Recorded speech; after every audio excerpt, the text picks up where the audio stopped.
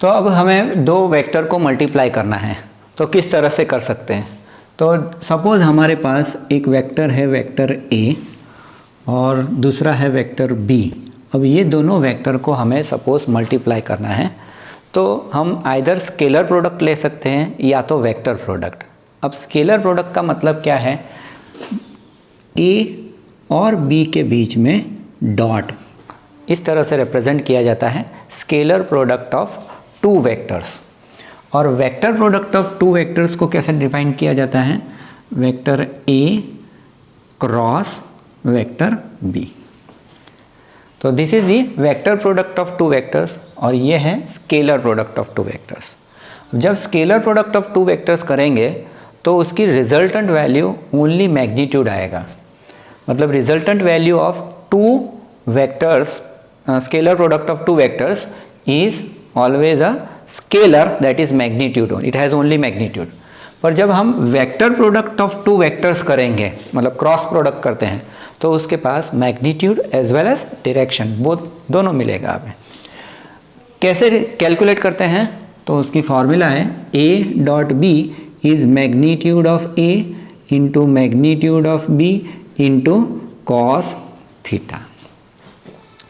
और cross product कैसे करते हैं, तो क्रॉस प्रोडक्ट में it is written as magnitude of A into magnitude of B into sine theta. तो this is the formula for scalar vector product of two vectors and this is the formula for scalar product of two vectors. ये हम बाद में समझते हैं, पहले scalar product of two vectors को कैसे रिजॉल्व करते हैं, कैसे कैलकुलेट करते हैं, वो बताता हूँ। तो सपोज हमारे पास ए वेक्टर है, let us say is equal to something like I unit vector, sorry A X into I unit vector plus A Y into J unit vector plus A Z into K unit vector. मतलब position A की particle की position in a space ऐसी है, three dimensional space, जिसके components in X Y and Z है, A X A Y A Z, और ए vector में और मैग्नीट्यूड में ए एक्स इंटू आई लिख सकते हैं। बी वेक्टर जो है वो हो जाएगा लेटर से B X into I plus B Y into J plus B Z into K. अब ये दोनों का डॉट प्रोडक्ट लेना है सपोज, तो कैसे ले सकते हैं, तो डॉट प्रोडक्ट मतलब ए डॉट बी। अब ए डॉट बी कैसे कैलकुलेट कर सकते हैं, तो यहाँ पर मल्टीप्लिकेशन, सिंपल मल्टीप्लिकेशन करना है, A X into I plus A Y into J plus A Z into K dot multiplication of B X into I plus B Y into J plus B Z into K. अब दोनों को multiply करते हैं, जैसे A X into I unit vector into B x I plus B Y J plus B Z K. Okay, same way A Y into J into B x I plus B Y J plus B Z के। आगे जाते हैं, plus ए Z के into B x I plus B Y J plus B Z के unit Y.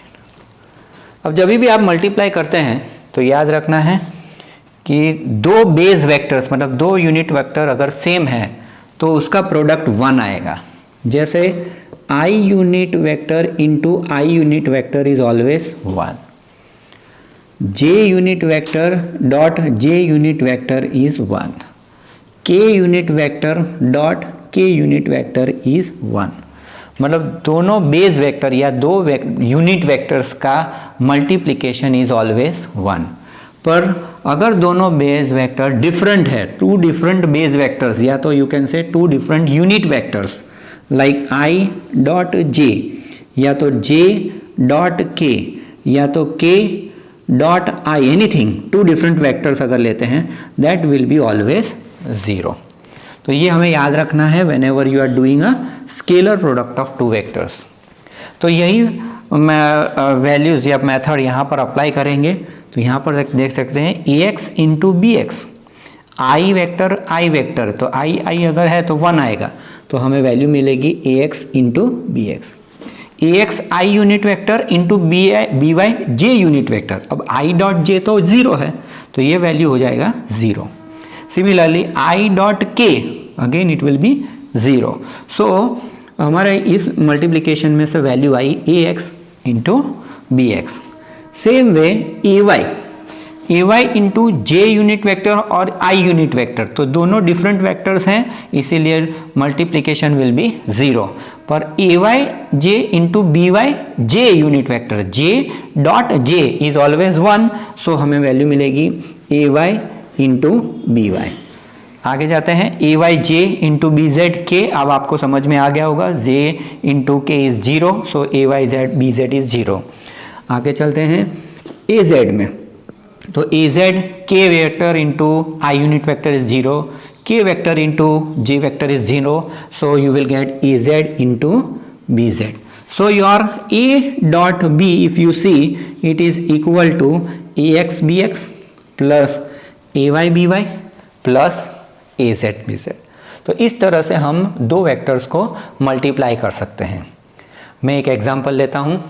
जैसे हमारे पास एक vector है जो है 2i minus 3j plus 5k, और दूसरा वेक्टर है let us say minus i plus j plus let us say 3k। अब ये दोनों वेक्टर को हमें मल्टीप्लाई करना है। तो मल्टीप्लिकेशन में ये फॉर्मूला याद रखना है कि i डॉट i जो मल्टीप्लिकेशन है वो ही 1 होगा। तो यहाँ पर अगर फॉर्मूला में लगा दें a डॉट b में, तो आपको पता चलेगा ax इंटू बी एक्स, मतलब i डॉट i 2 इंटू यहाँ पर क्या है, मैग्नीट्यूड वैल्यू कितनी है, तो -1, तो हमारी वैल्यू हो जाएगी 2 इंटू -1, दैट इज -2। फिर प्लस ए वाई बी वाई, यहाँ पर ए वाई बी वाई क्या है, तो कि A Y is your -3, B Y is your 1, तो -3 into 1 is -3। A Z B Z की वैल्यू क्या है, तो A Z is equal to 5, B Z equal to 3, तो हमारी वैल्यू हो जाएगी 5 3 15। तो ये वैल्यू हो गई -5 plus 15, that is equal to 10। तो हमारा वैल्यू जो आया वो देखें a dot B is equal to 10। अब ये जो वैल्यू है उसका नंबर ही आया है सिर्फ, इसलिए मैंने कहा था कि scalar product of two vectors is always a scalar, it has only magnitude. अगर दोनों वेक्टर के बीच में अगर सपोज एंगल फाइंड करने के लिए कहा है तो कैसे कैलकुलेट करेंगे, तो मैं ये रब कर देता हूं।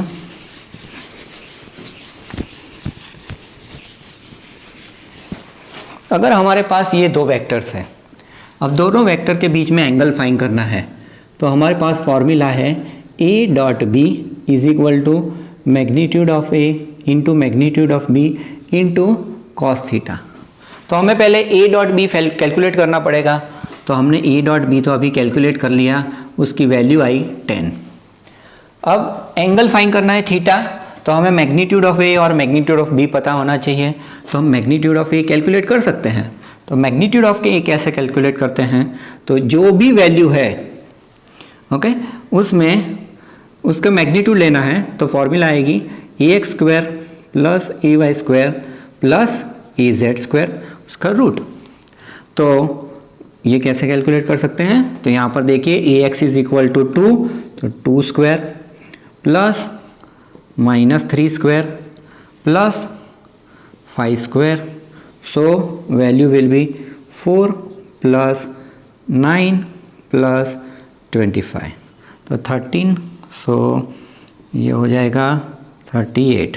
सो magnitude of a is root of 38।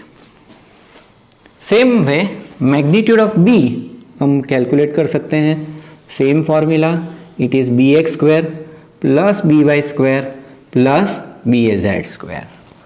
तो बी एक्स स्क्वायर आप देखते हैं यहाँ पर -1 स्क्वायर है, बी जेड स्क्वायर जो है 1 स्क्वायर है, सॉरी बी वाई स्क्वायर, और बी जेड जो है दैट इज़ 3, तो यहाँ पर 3 स्क्वायर, तो यह वैल्यू हो जाएगा 1 + 1 + 3 दैट इज इक्वल टू √5।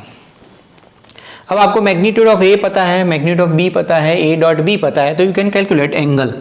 तो angle between A and B वो कितना होगा, तो cos theta is equal to, यहाँ पर फॉर्मूला हो जाएगा A dot B upon magnitude of A into magnitude of B.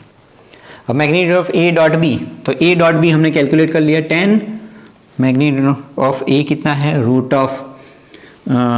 Magnitude of ए है √38 और इसकी वैल्यू है √5, मैग्नीट्यूड ऑफ बी है √5, this is your cos theta. So theta will be equal to cos inverse 10 upon √38 into √5।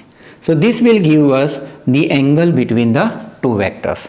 तो जब भी दो vectors का मल्टीप्लिकेशन करते हैं तो हम उसका स्केलर प्रोडक्ट करके एंगल भी फाइंड कर सकते हैं, और a डॉट b जो वैल्यू आएगी उसमें से हम मैग्नीट्यूड भी फाइंड कर सकते हैं। इसीलिए हमें पता है कि scalar product of two vectors is always scalar.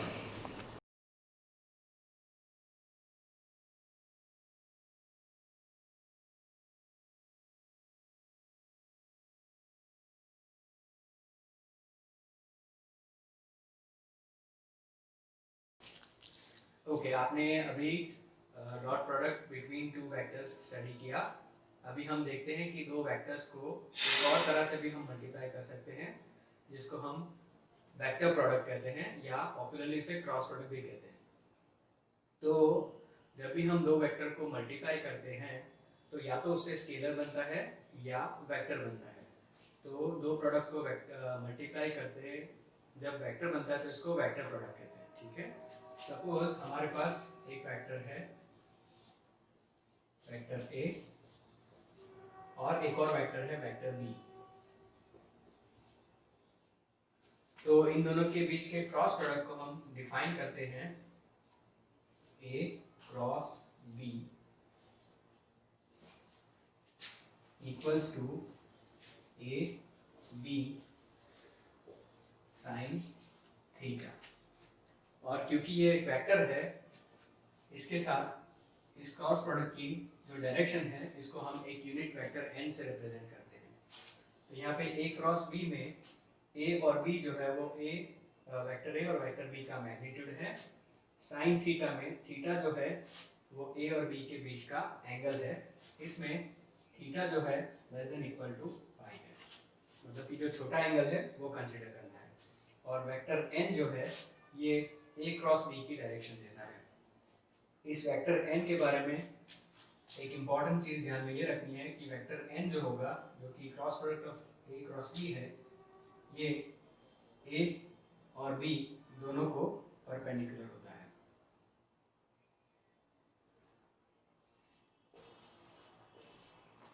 मतलब कि a क्रॉस b से जो वेक्टर बनता है वो a और b दोनों को परपेंडिकुलर होता है। तो इसको अगर मैं एक और नया नाम दूं तो vector c is equal to cross product of a and b which itself is a vector, it is perpendicular to both a and b। इसकी डायरेक्शन जो है हम यूनिट वेक्टर n से रिप्रेजेंट करते हैं, राइट। तो इसका मैग्नीट्यूड तो हम डायरेक्टली फाइंड कर सकते हैं, a का मैग्नीट्यूड, b का मैग्नीट्यूड, और जो इन दोनों के बीच का जो एंगल है उसका साइन फाइंड करेंगे। तो इसकी डायरेक्शन किस तरह से फाइंड की जाती है, अब ये पहले हम देखते हैं। ठीक है, okay. So now we will establish the direction of a cross b। a cross b जो कि वेक्टर प्रोडक्ट है, अब हम उसकी डायरेक्शन देखते हैं किस तरह से डिफाइंड है। तो मैग्नीट्यूड के लिए हम दोनों वेक्टर्स a और b का मैग्नीट्यूड मल्टीप्लाई करेंगे और दोनों के बीच का एंगल जो है उसका साइन मल्टीप्लाई करेंगे। यहाँ पे theta has to be less than equal to pi.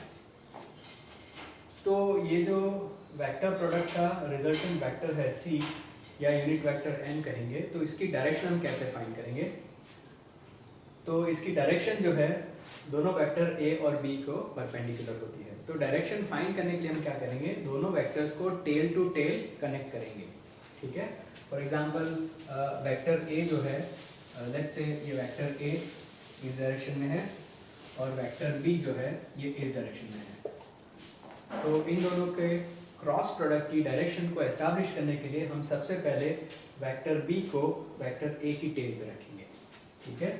So let us से वेक्टर a और वेक्टर b को मैंने ऐसे टेल टू टेल कनेक्ट किया है, ठीक है। अब जब हम a क्रॉस b फाइंड करना चाहते हैं तो इसकी डायरेक्शन जो है, वेक्टर c की डायरेक्शन जो है, हम राइट हैंड स्क्रू रूल से फाइंड कर सकते हैं। तो राइट हैंड स्क्रू क्या होता है? यूजुअली जो स्क्रू होता है उस स्क्रू में, ये जो ग्रूव होता है, इस ग्रूव में हम स्क्रू ड्राइवर रखते हैं और स्क्रू ड्राइवर रखने के बाद अगर हम इसको क्लॉकवाइज टर्न करते हैं, मतलब कि इस तरफ से, तो ये स्क्रू जो है वो अंदर की तरफ जाएगा।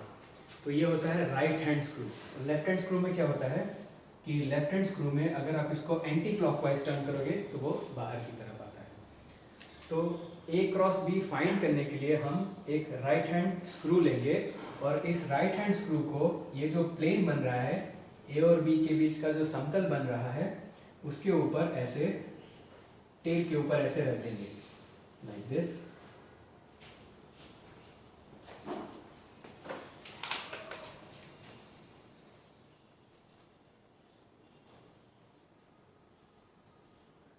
और ये जो स्क्रू है इसको टेल के ऊपर रख दिया। ये स्क्रू जो है a और b से बनने वाले प्लेन को परपेंडिकुलर है। अब हम इसको रोटेट करेंगे फ्रॉम a टू b, क्योंकि हमको करना है a क्रॉस b। तो जैसे हम a क्रॉस b करेंगे, स्क्रू को a टू b रोटेट करेंगे, तो ये कुछ एंटी क्लॉकवाइज मोशन आएगा इस तरह से, और ये स्क्रू जो है वो ऊपर की तरफ जाएगा।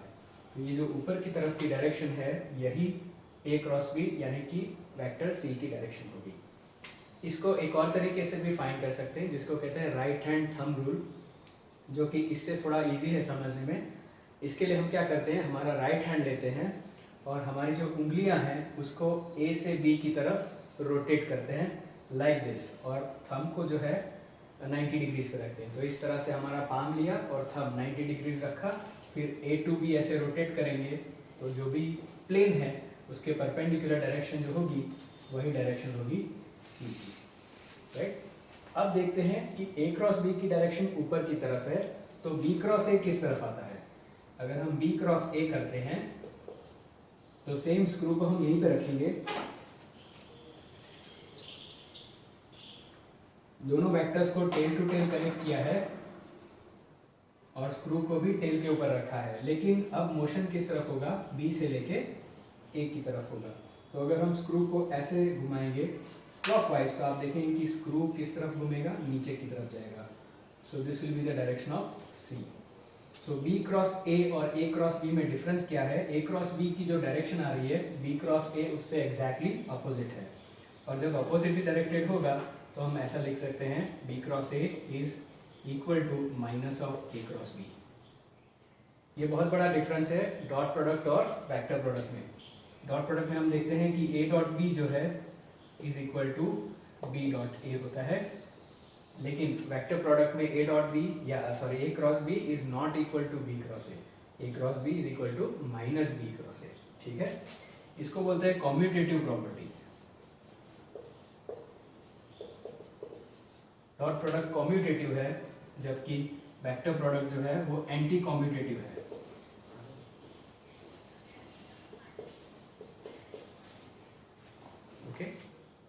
ओके, दो वेक्टर्स के वेक्टर प्रोडक्ट को अगर हम कंपोनेंट के फॉर्म में सॉल्व करना चाहते हैं तो हमको सबसे पहले जो कार्टेशियन यूनिट वेक्टर्स हैं, मतलब कि आई कैप, जे कैप और के कैप, इनके बीच के वेक्टर प्रोडक्ट्स को समझना होगा, ठीक है। तो सबसे पहले हम देखते हैं कि कार्टेशियन जो यूनिट वेक्टर्स है आई कैप, जे कैप और के कैप, इनके बीच के वेक्टर प्रोडक्ट्स की क्या वैल्यू आती है। तो हम जानते हैं कि जो Cartesian x y z coordinate system है उसके जो तीन वेक्टर्स हैं, उसको जैसे ये कार्टेशियन सिस्टम है तो ये एक्स एक्सिस, वाई एक्सिस और ये जेड एक्सिस। तो एक्स एक्सिस का जो यूनिट वेक्टर है इसको हम आई कैप कहते हैं, ठीक है। और आई कैप की प्रॉपर्टी क्या है, आई कैप एक यूनिट वेक्टर है, मतलब कि उसका मैग्नीट्यूड क्या होगा, इक्वल टू 1 होगा, ठीक है। जो यूनिट वेक्टर अलोंग जे अलोंग वाई एक्सिस जो है उसको हम जे कैप कहते हैं, ठीक है। सो जे कैप जो है उसकी भी प्रॉपर्टी यही है कि यह यूनिट वेक्टर है जिसकी वैल्यू 1 है। लाइकवाइज ये जो z एक्सिस है उसका जो यूनिट वेक्टर उसको हम k कैप कहते हैं, तो ये भी उसका मैग्नीट्यूड 1 है। अब इन सब के बारे में, क्योंकि ये अलोंग x एक्सिस, ये अलोंग y एक्सिस और ये अलोंग z एक्सिस है, तो हम ऑलरेडी जानते हैं कि वेक्टर i जो है it is perpendicular to vector j and finally it is also perpendicular to k। i, j और k म्यूचुअली परपेंडिकुलर होते हैं। तो अगर ये मेरा लेफ्ट हैंड जो है इसको हम राइट हैंड कोऑर्डिनेट सिस्टम की तरह समझ सकते हैं। सो ये x एक्सिस है, ये y एक्सिस है और ये बाहर आने वाला z एक्सिस है, ठीक है। तो it is like this, even though I am using my left hand but this is a right handed coordinate system, ठीक है। तो i, j और k इनके बीच के यूनिट वेक्टर को फाइंड करते हैं। सबसे पहले क्या होगा अगर मैं i क्रॉस i करूँ, ठीक है, मतलब कि वेक्टर i का क्रॉस प्रोडक्ट उसी के साथ हो। तो जो वेक्टर प्रोडक्ट होता है उसकी डेफिनेशन के हिसाब से i क्रॉस i क्या होगा, magnitude of i times magnitude of i times sign of angle between these two, ठीक है। अगर i का i के साथ ही मैं वेक्टर प्रोडक्ट लेता हूँ तो एंगल हो जाएगा 0, ठीक है। क्योंकि ये 0 हो जाता है, इसकी जो डायरेक्शन है, राइट, क्योंकि साइन 0 जो है वो 0 हो जाएगा, इसकी डायरेक्शन अनस्पेसिफाइड होगी क्योंकि ये हो जाएगा null vector, okay, this will be a null vector. Magnitude of i जो है वो 1 होगा, ये भी 1 होगा, साइन 0 0 है इसलिए ये टोटल वैल्यू 0 हो जाती है और इसकी डायरेक्शन अनस्पेसिफाइड क्योंकि ये नल वेक्टर है, इसकी कोई लेंथ नहीं होती इसलिए कोई डायरेक्शन नहीं होगा। तो हम देखेंगे कि i क्रॉस i 0 आ रहा है। सेम रीजनिंग से हम देखेंगे कि j क्रॉस j जो है वो भी और k क्रॉस k भी 0 आएगा। तो सबसे पहली चीज़ हम ये एस्टैब्लिश कर लेते हैं कि i cross i, j cross j और k क्रॉस k 0 आता है। कॉन्ट्ररी जो हमारा डॉट प्रोडक्ट था उसमें i dot i, j dot j, k dot k equal to 1 आता है, जबकि यहाँ पे 0 आता है। तो ये सेल्फ जो क्रॉस प्रोडक्ट है ये एस्टैब्लिश कर लिया हमने। इसके बाद हम देखते हैं कि क्या होगा अगर मैं i और j का क्रॉस प्रोडक्ट लेता हूँ। लेट अस से मैं लेता हूँ i क्रॉस j, ठीक है। तो अगेन इसकी वैल्यू जो है वो होगी magnitude of i magnitude of j into sine of angle between i and j। तो हमने देखा कि i और j तो म्यूचुअली परपेंडिकुलर है, 90 डिग्रीज पे हैं, तो एंगल जो होगा वो 90 डिग्री होगा। मैग्नीट्यूड ऑफ i और मैग्नीट्यूड ऑफ j क्योंकि ये यूनिट वेक्टर्स हैं इक्वल टू 1 है, साइन 90 भी 1 होगा। नाउ इसकी डायरेक्शन किस तरफ है, तो again we can use the right hand thumb rule. ये i है और j है, i क्रॉस j करना है तो मेरा जो फिंगर्स है उसको मैं i से लेके j की तरफ रोटेट करूँगा, तो ये जो डायरेक्शन है बाहर की तरफ आ रही है। तो ये i की डायरेक्शन है x axis, y axis j की डायरेक्शन है, तो बाहर की तरफ आने वाली डायरेक्शन हो जाएगी z एक्सिस की तरफ की डायरेक्शन, मतलब यूनिट वेक्टर k कैप। यहाँ पे हम देख सकते हैं कि i cross j will be equal to k cap. इसी रीजनिंग से अगर आप देखोगे j क्रॉस k करके, ठीक है, तो j क्रॉस k करके देखेंगे तो ये j ऊपर की तरफ है और k बाहर की तरफ है, तो ऐसे करके हम फिंगर्स पॉइंट करेंगे तो it will point in the direction of i। तो ये j है और ये k है, j क्रॉस k मतलब i की डायरेक्शन में आएगा, और k क्रॉस i अगर हम करेंगे तो ये आएगा j की डायरेक्शन में, ठीक है। तो हमने देखा कि i cross i 0, j cross j, k cross k भी 0, i cross j equal to k आएगा, j cross k equal to i आएगा और k क्रॉस i जो है इक्वल टू j आएगा।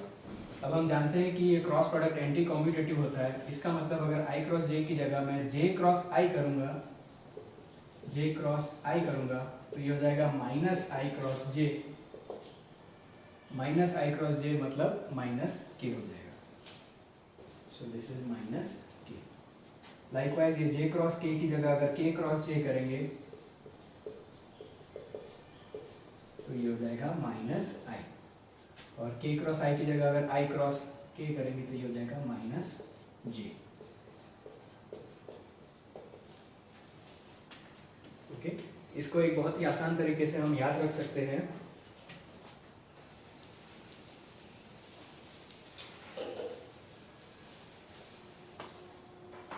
तो याद रखने के लिए हम क्या करेंगे, यहाँ पे आई जे और के इस तरह का एक ट्रायंगल बनाएंगे। जब हम आई से जे की तरफ जाएंगे तो आई जे का अपोजिट जो है के, वो आएगा के। सिमिलरली जे क्रॉस के करोगे मतलब जे से के की तरफ अगर हम एरो ट्रायंगल का ड्रॉ करते हैं तो जे और के का अपोजिट है आई, ये आएगा। फिर के टू आई जाते हैं लाइक दिस, तो के और आई का अपोजिट है जे, इस तरह से। और जब हम उल्टा जाएंगे जे टू के तो ये हो जाएगा माइनस के टू जे हो जाएगा माइनस आई, और आई टू के हो जाएगा minus J. Now let's see how we can obtain the cross product when the given vectors are in component form.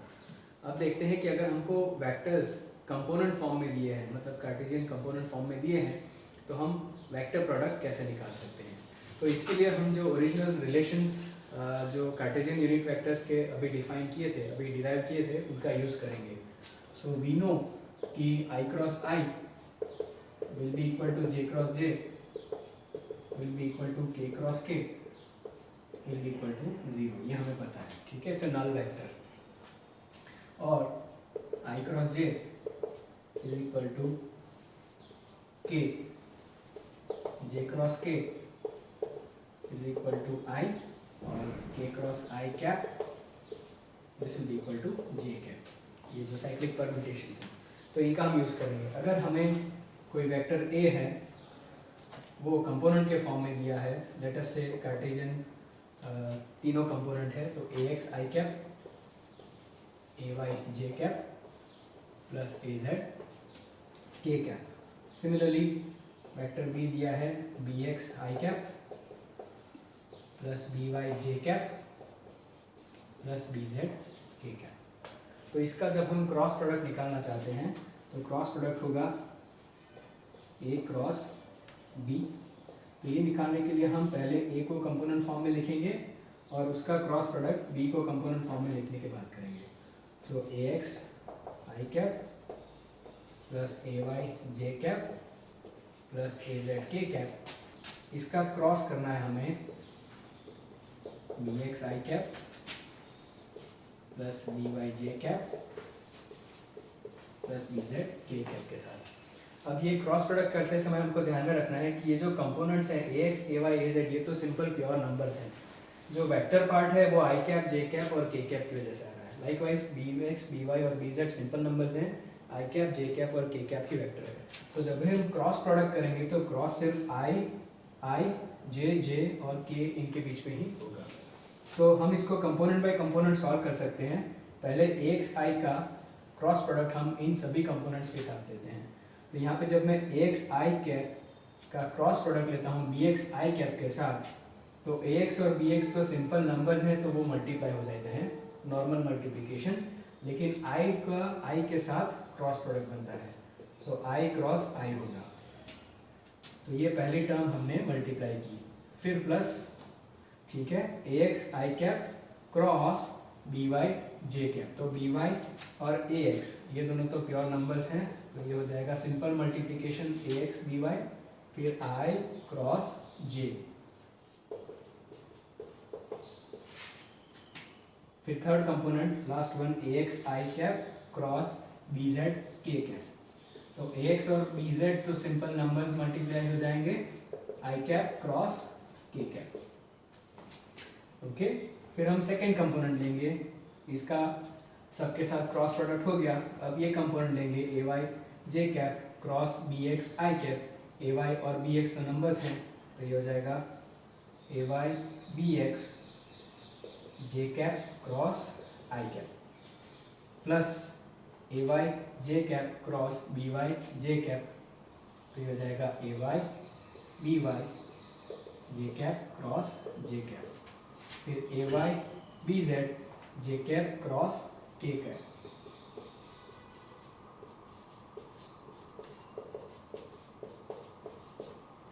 Finally हम ए जेड के कैप को लेते हैं, सॉरी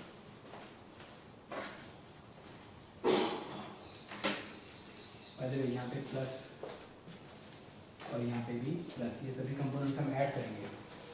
तो ए जेड बी एक्स के कैप क्रॉस आई cap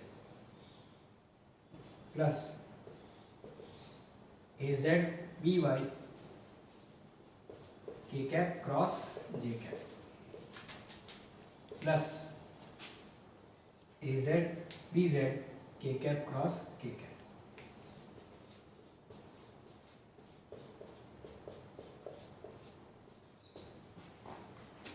okay, अब इसको आगे solve करने के लिए हम यूज करेंगे ये सभी जो रिलेशंस आई क्रॉस आई, जे क्रॉस जे, के क्रॉस के इक्वल टू 0। तो हम देखेंगे कि ये आई क्रॉस आई टर्म 0 हो जाएगी, लाइकवाइज ये जे क्रॉस जे टर्म भी 0 हो जाएगी और के क्रॉस के टर्म भी 0 हो जाएगी। तो अगर मैं इन टर्म्स को हटा दूं तो ये ए एक्स बी एक्स वाली टर्म गई, ए वाई बी वाई वाली टर्म गई और ए जेड बी जेड वाली टर्म गई। मतलब जो भी एक्स के साथ वाली टर्म, वाई की वाई के साथ वाली टर्म और जेड की जेड के साथ वाली टर्म कट जाएगी। फिर हम देखेंगे कि आई क्रॉस जे जो है वो आई क्रॉस जे यहाँ पे के है, तो इस जगह पे हो जाएगा के, जिसको हम लिखेंगे के कैप,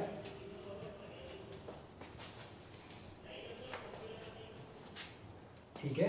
अब यहाँ पे देखते हैं आई क्रॉस के है, तो हमारे पास आई क्रॉस के नहीं है पर के क्रॉस आई है। के क्रॉस आई क्या है? जे है। तो आई क्रॉस के क्या हो जाएगा, क्योंकि ये एंटी कॉम्यूटेटिव है, ये हो जाएगा माइनस जे। तो यहाँ पे हम लिखेंगे माइनस जे। फिर जे क्रॉस आई, तो आई क्रॉस जे है, जे क्रॉस आई नहीं है, तो जे क्रॉस आई होगा माइनस के, यहाँ पे हो जाएगा माइनस के। फिर जे क्रॉस के ऑलरेडी आई है हमारे पास, तो आई कैप। के cross I is J cap. फिर के क्रॉस जे हो जाएगा माइनस आई कैप, माइनस आई कैप। ओके, अब फाइनली हम क्या करेंगे, हम जो कॉमन कंपोनेंट्स है उसको कलेक्ट कर लेंगे। जैसे ये आई कैप है और ये भी आई कैप है, ये माइनस है। के कैप वाला कंपोनेंट, जे कैप और जे कैप, इसका मतलब है एक्स कंपोनेंट को पहले कलेक्ट करेंगे, फिर वाई कंपोनेंट्स को कलेक्ट करेंगे और फाइनली जो जेड कंपोनेंट है उसको कलेक्ट कर लेंगे। तो यहाँ पे ए वाई बी जेड, ये माइनस साइन अगर बाहर ले लें तो ए Y b Z minus a Z B Y, ये हो जाएगा एक्स कंपोनेंट।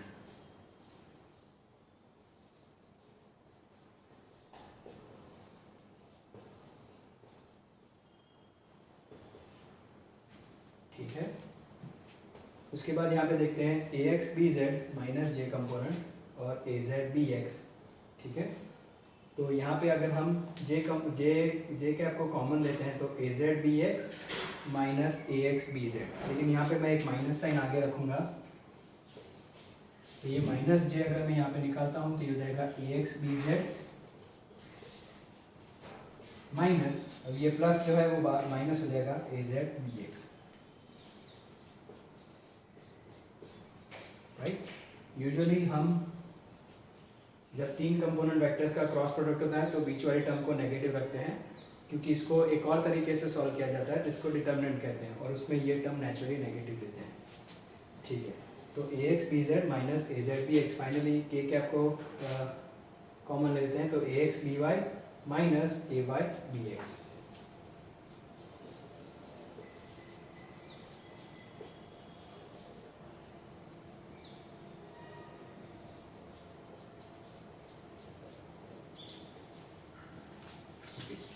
तो ये आ गया वेक्टर ए क्रॉस बी का cross product, sorry vector a और बी का cross product a cross b component form में। इसको याद रखने की एक टेक्निक है, आई कैप जो है वो एक्स कंपोनेंट है, तो एक्स कंपोनेंट में ये दोनों वेक्टर का कोई भी एक्स वैल्यू नहीं आती, ए वाई बी जेड और ए जेड बी वाई, ठीक है, मतलब वाई कंपोनेंट फिर जेड कंपोनेंट फिर z component y component. Similarly जब जे है तो उसमें वाई कंपोनेंट नहीं आएगा, a x B Z minus a Z B x. Likewise जो के कंपोनेंट है उसमें जेड कंपोनेंट नहीं आएगा, तो a x B y minus a Y b x. तो जो अभी हमने वेक्टर प्रोडक्ट को कंपोनेंट फॉर्म में सॉल्व किया, उसको एक आसान तरीके से हम डिटर्मिनेंट्स का यूज़ करके भी फाइंड कर सकते हैं। ये एक डिटर्मिनेंट्स एक स्पेशल तरह का मैथमेटिकल नोटेशन है जिसको हम एक स्पेशल टेक्निक से सॉल्व करते हैं, जो एंड रिजल्ट है वो सेम आता है, ठीक है। तो सपोज हमारे पास दो वेक्टर्स हैं कंपोनेंट के फॉर्म में, vector a is equal to A x i cap plus A Y j cap plus A Z k cap, और वेक्टर बी जो है वो है b x i cap b Y j cap b Z k cap. अब determinant form में इसको कैसे लिखते हैं, सबसे पहले ही देखते हैं। तो डिटर्मिनेंट जो है उसको लिखने के लिए हम ऐसे दो वर्टिकल लाइन बनाते हैं, ठीक है, और ये जो कंपोनेंट्स है इनको हम कॉलम वाइज लिखेंगे। तो सबसे पहले जो एक्स एक्सिस का यूनिट वेक्टर है वो आई कैप, उसके बाद जे कैप और के कैप, ऐसे हम इसको तीन कॉलम्स में बना के लिखते हैं। तो ये एक रो बन गई, और ये एक दो और तीन ऐसे टेबुलर फॉर्म में लिखते हैं, तो इसको हम डिटर्मिनेंट कहते हैं। और अगर हम ए क्रॉस बी कर रहे हैं तो ए क्रॉस बी में पहले वेक्टर ए आ रहा है, उसके बाद वेक्टर बी आ रहा है, तो पहले जो वेक्टर आता है उसके कंपोनेंट अब हम लिखेंगे। तो ए के कंपोनेंट हैं, एक्स कंपोनेंट है A X, Y component A Y और जेड कंपोनेंट ए जेड। ये हो जाएगा ए एक्स ए वाई और ए जेड। लाइकवाइज अब बी आ रहा है तो बी के कंपोनेंट लिखेंगे बी एक्स बी वाई और बी जेड, ठीक है। अब इसको सॉल्व कैसे करते हैं, मतलब कि ए क्रॉस बी की वैल्यू कैसे निकालेंगे, तो उसकी जो टेक्निक है डिटर्मिनेंट में वो ये है कि हम अगर इससे स्टार्ट करते हैं, फर्स्ट रो के फर्स्ट एलिमेंट से स्टार्ट करते हैं, मतलब कि आई कैप। तो अगर हम आई कैप को लेते हैं तो आई कैप जिस रो में आता है और जिस कॉलम में आता है उसके जो भी एलिमेंट्स है उसको हम छोड़ देते हैं। मतलब अगर हमने आई कैप को सिलेक्ट किया तो आई कैप वाली रो के जे और के को अभी भूल जाएंगे। लाइकवाइज आई कैप वाली जो कॉलम है मतलब ए एक्स और बी एक्स को हम भूल जाएंगे, और जो भी एलिमेंट्स बचेंगे उसमें क्रॉस प्रोडक्ट लेंगे। पहले राइट अपवर्ड से डाउनवर्ड्स, ऐसे क्रॉस प्रोडक्ट लेंगे, यहाँ से यहाँ राइट में डाउनवर्ड्स, फिर राइट में upwards, like this. So A Y b Z minus b y A Z.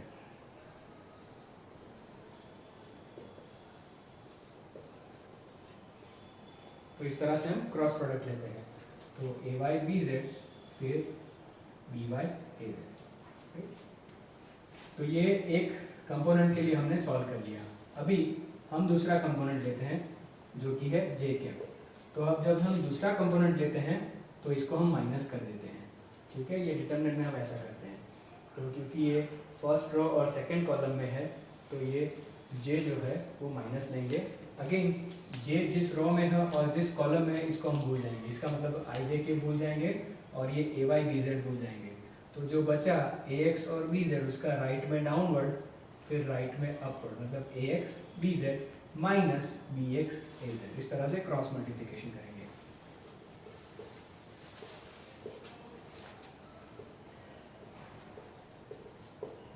Finally last component लेंगे, लास्ट यूनिट वेक्टर के कैप लेंगे। तो के कैप की रो और के कैप का कॉलम को भूल जाएंगे। अगेन क्रॉस प्रोडक्ट लेंगे, राइट में डाउनवर्ड्स ए एक्स बी वाई फिर राइट में upwards B X A Y.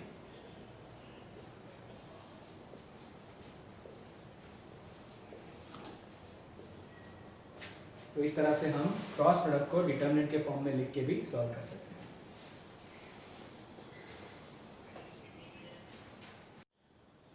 तो हम अब एक एग्जांपल देखते हैं कि एक्चुअल में जब हमें ए और बी को कंपोनेंट के फॉर्म में दिया गया है, तो इसको डिटरमिनेंट से कैसे सॉल्व करके ये जो वेक्टर है वो फाइंड करते हैं, ठीक है। तो हम अगेन ए क्रॉस बी करेंगे, तो ए क्रॉस बी, ठीक है, हमको ए दिया गया है i plus 2j minus 3k और b है 2i minus 3j plus 5k। तो सबसे पहले हम इसको डिटरमिनेंट फॉर्म में लिखेंगे। तो अगेन डिटरमिनेंट फॉर्म में लिखने के लिए हम दो लाइन जैसे बना देंगे और पहले i, j और k की कॉलम बना देंगे लाइक दिस। अब क्योंकि a क्रॉस b करना है, हम a की वैल्यूज़ को पहले लिखेंगे। तो यहाँ पे x कंपोनेंट की वैल्यू 1 है, 1, 2 और यहाँ पे -3। तो ये लिख दिया a की वैल्यूज़, फिर b की वैल्यूज़ है 2, -3 एंड 5। ओके, तो अभी हमने डिटरमिनेंट के फॉर्म में लिख लिया है। अब इसको सॉल्व करते हैं। तो सॉल्व करने का तरीका वही है, हम पहले i कंपोनेंट मतलब कि x कंपोनेंट लेंगे। तो हम i की रो भूल जाएंगे और i की कॉलम भूल जाएंगे और जो 4 एलिमेंट्स बचते हैं उनके बीच में क्रॉस प्रोडक्ट लेंगे ऊपर से नीचे। पहले राइट में 2 × 5 ये हो जाएगा 10, 2 5 = 10। फिर -3 × -3 हो जाएगा +9, लेकिन ऑलरेडी यहाँ पे माइनस होना चाहिए, ठीक है। तो राइट में ये जो कंपोनेंट है दिस, ये जो प्रोडक्ट है this product minus this product, तो ये माइनस जो है वो ऑलरेडी है और -3 हो जाएगा +9। फिर जब हम j कंपोनेंट लेते हैं तो माइनस तो हम लेते ही यहाँ पे, और j कंपोनेंट जब लेंगे तो j की रो भूल जाएंगे और कॉलम भूल जाएंगे। तो बचेगा ये 1, -3, 2 एंड 5। तो क्रॉस में प्रोडक्ट लेंगे, 1 × 5 विल बी 5, -2 × -3 ये होगा -6, ठीक है। तो ये हो गया -6 लाइक दिस। प्लस हम k कंपोनेंट लेते हैं, तो k कंपोनेंट जब लेंगे तो k वाली रो भूल जाएंगे और k वाली कॉलम भूल जाएंगे। तो जो बचेगा उसको अगेन क्रॉस प्रोडक्ट, 1 × -3 होगा -3, ओके, -2 × 2 होगा 4। इसको आगे सॉल्व करेंगे, 10 - 9 = 1, सो ये हो गया i cap. 5 - -6 is +6, so 6 + 5 is 11, so -11j plus -3 - 4 is -7, so हो जाएगा -7k। तो ये आ गया a क्रॉस b।